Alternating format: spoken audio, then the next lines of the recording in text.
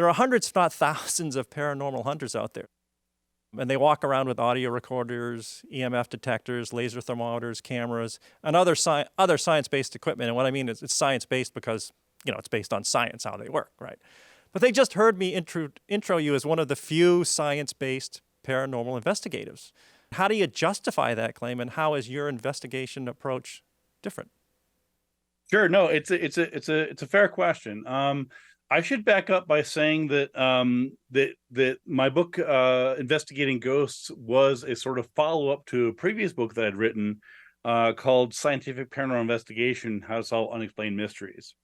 So in that book, which I think I wrote maybe 12 years ago, 15 years ago, I sort of throughout my going on 25 years at the Committee for Skeptical Inquiry and doing sort of science-based research and this and that into unusual claims, I realized that there wasn't really a how-to guide to investigate these weird things, right?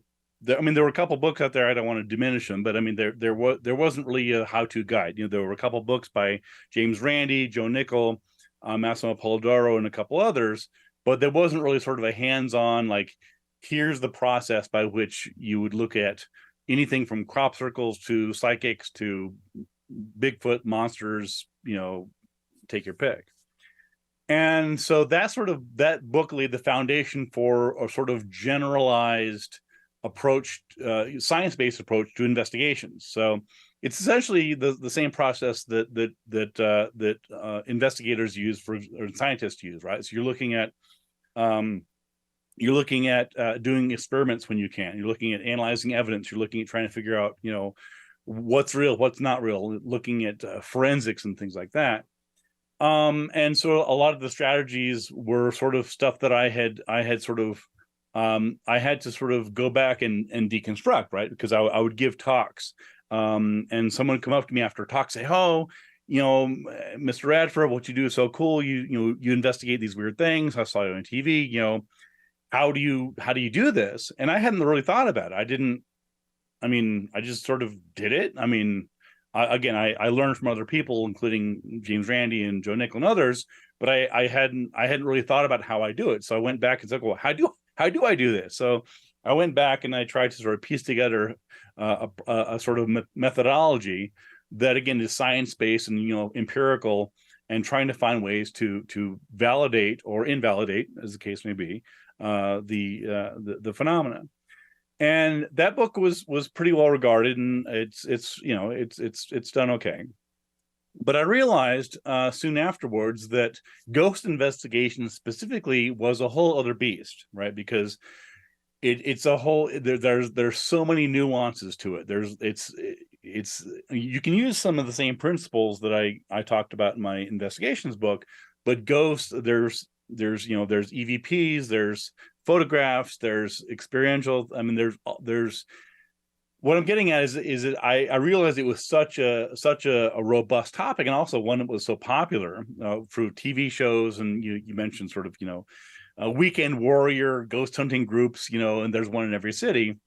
That I realized that I really sort of need to sort of circle back and do a deeper dive into this, and sort of just put it out there. So this is a sort of a long way of setting up. It answers your question though, which is because the question becomes, well, what do I mean by science-based? And so and I talk about that in sort of chapters 2 and 3, but really what distinguishes my research and my methodologies from most ghost hunters, not all, I don't want to cast aspersion, but for the most part, the methods that they use, unfortunately, are not scientific. And I'm not saying that to be mean. I'm saying that because they're not.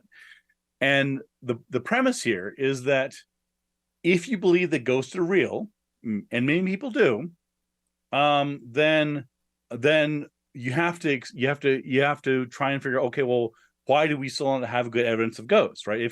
If ghosts are real and they're all around us, and there's all these TV shows, ghost hunters on TV and all these other things, then why can't we go to a natural history museum or a science museum or a zoo and see ghosts? right? Why can't we? Well, we've proven ghosts exist in X, Y, and Z, and so there's basically there's two alternative explanations for it. One of them is that ghosts don't exist. So the reason we don't have good evidence of ghosts is because they don't exist. The same reason we don't have good evidence of dragons. The other explanation, which of course ghost hunters might prefer, is that ghosts do exist, but whatever methods they're using, they're not working, right? By definition, right? If all these devices, we saw in all these methodologies, if these were successful, right? People have been looking for ghosts for decades, depending on how you look at it, centuries.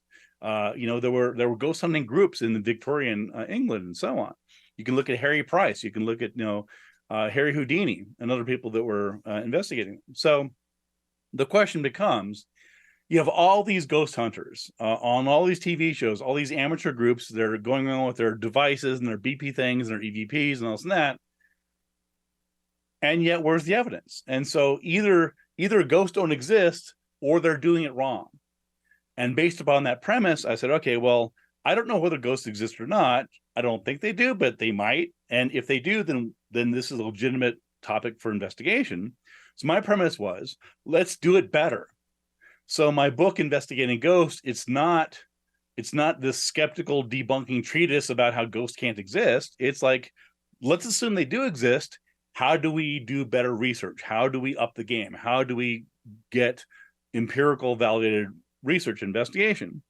And what I found was that a lot of times these ghost hunting groups, they're not doing good science. They don't have any idea of control groups. I'll give you one quick example where a lot of times these ghost hunting groups will they'll do sort of like an overnight stakeout, right? So there's some allegedly haunted location. There's a haunted hotel, there's a private residence, what have you.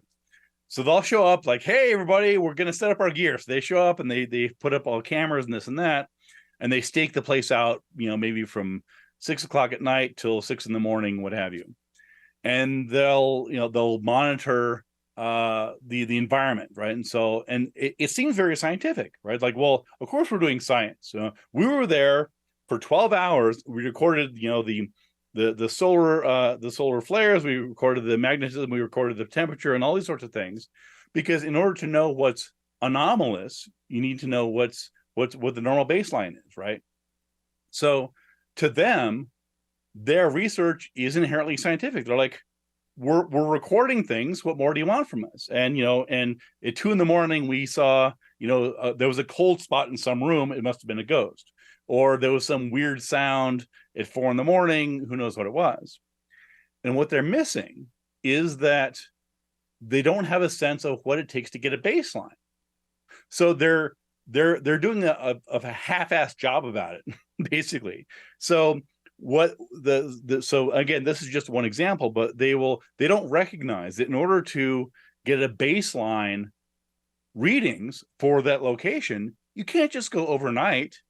That doesn't tell you anything. You need to get a solid baseline. You need to go to that same location over the course of days or weeks or months in order to get a valid baseline of what's normal for that location. And they don't want to do that.